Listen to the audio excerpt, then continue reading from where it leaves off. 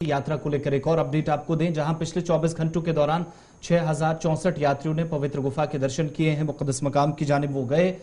ये उसके बाद हुआ जब सैलाब आया और बाकी सारी चीजें हुई, लेकिन अब इंतजामिया की जानिब से एक और राहत दी गई है और श्राइन बोर्ड की तरफ से मुतबादिल रास्ते तलाशने के साथ साथ अब जाकर जो श्रीनगर से इसी साल एक बड़ी राहत दी गई थी यात्रियों को कि वो एक दिन में दर्शन करके वापस आ सकते हैं। हेलीकॉप्टर सर्विस जो है वो शुरू की गई थी और हेली टिकट सर्विस जो पहले श्रीनगर से अब जाकर श्रीनगर से पंजतरनी तक यानी एक लंबा रूट तय करके पहले इंतजामिया की तरफ से कहा गया था कि श्रीनगर से नीलगढ़ और पहलगाम तक जाने वाले यात्रियों को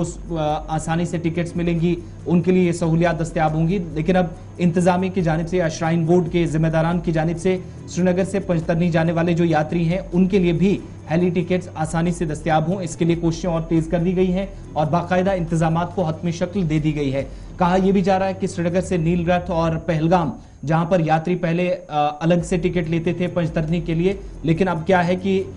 ये एक और विंडो ओपन करके उन तमाम लोगों को राहत मिली है और उस गैप को फिल करने की एक तरह से ये कोशिश भी है। पिछले 3 दिनों के दौरान जो एक किस्म का झटका लगा है, बहुत सारे लोगों की जान गई है और इसमें काफी नुकसान भी हुआ है। अब जो लिंक दिया गया है जिसके जरिए आप टिकट आसानी से हासिल कर सकते हैं वो है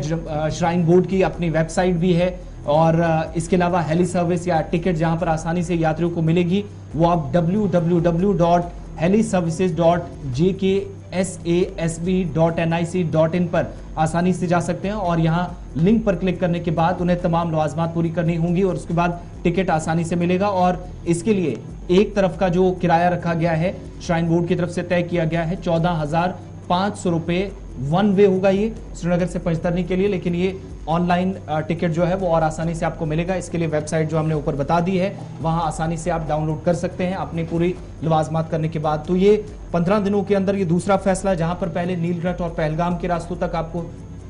हेली टिकट्स मिलता था, लेकिन अब एक और विंडो ओपन करने की कोशिश हुई है बोर्ड की तरफ से।